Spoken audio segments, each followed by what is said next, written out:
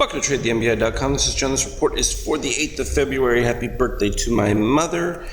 And, well, you know, we've been holding flat going across here. We talked about this yesterday, the potential with this rising momentum of the red that we could actually see the potential of a breakout. Well, we finally did get the cross we were looking for, but unfortunately, at least from the midterm buyers, which are the green line right here, but we've had a complete fade out of short-term buyers selling into their volume, as well as now a little bit of softening from our long-term buyers. So maybe we're going to be held off a little bit or just maintain the same static going through here, but we are still at the peak levels, and every time we get a decay, it's being bought up. Now, we're probably going through a lot of that new money that's coming through, which means that shorts had their opportunity but didn't do any good, and you can see a lot of them started covering through that because they got a little frightened of what was going on. But we could see a resurgence of shorts if they get too far overdone, and the reality is that now you need new buyers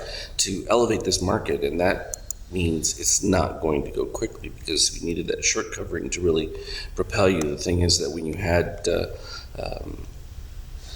any amount of shorting, you still had buyers coming in taking it. Now, the NASDAQ has broken out to the new highs, so you can see that right across through there, it pushed through there. It should be able to sustain that. We're on a rising shakeout setup here, and big difference here, you get cyan well below red, which is as good as it gets as far as that goes. I mean, no objection there. Europe, all sorts of difficulties going on. Now you've got tons of changes as far as expectations for France elections, Germany, what was considered unstoppable. I don't know that that makes a big difference, because even if Merkel were to lose, the situation wouldn't change that much. It would just get more socialist, so I don't know how that really helps anything. But the Greece situation is back on the burner again, and this talk of a parallel system for them as far as creating their own drachma again, that has resurfaced. That is going to put more pressure and make it tougher for central banks to maintain it. The Donald wants lower dollar, but yet he wants to pump America. You can't really have both. Fortunately, I hate to break it to him, but one or the other's got to give. In this particular case, we've seen a little bit of a rally to treasuries as that euro has faded a little bit. And oil. Now, this is the consequence of when you give approval for pipelines that are going to increase supply, and there's only a mile or so left. I mean, they're talking about pumping by the end of February or so. And that could have a significant prospect as far as longer term, but the market is definitely going to be playing that into the fact that you already got a glut, and you're talking about having increased supply capability. Problematic. And gold, though, is going to continue to be the winner out of all of this, I think, because in the uncertainty of those things, this is where you're going to gravitate to.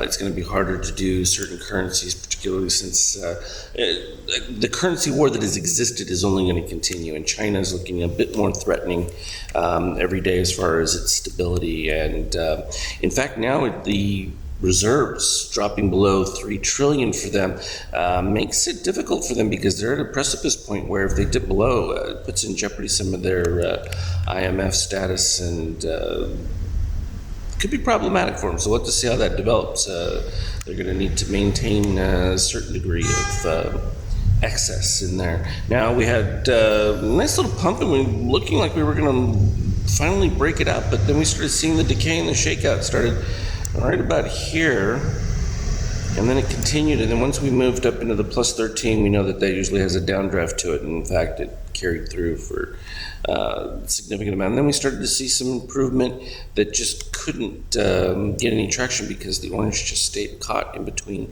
that gap between the cyan and red, and it wasn't until just about now that we ended up seeing that dip right here, and has led to just a return back to the status quo. I mean, I think if we shrink this, we're pretty much just going sideways. We could probably put a median line halfway above, halfway below, and I would probably put it right in about there, almost exactly where we're at right now, which lets you know that there's an accumulation going on, because you're getting an average weighted price right around this 22.89 level, which means we're going to be pushing towards 23. That's where it's headed. That's the press. And once we get there, my 2350 won't take long to achieve.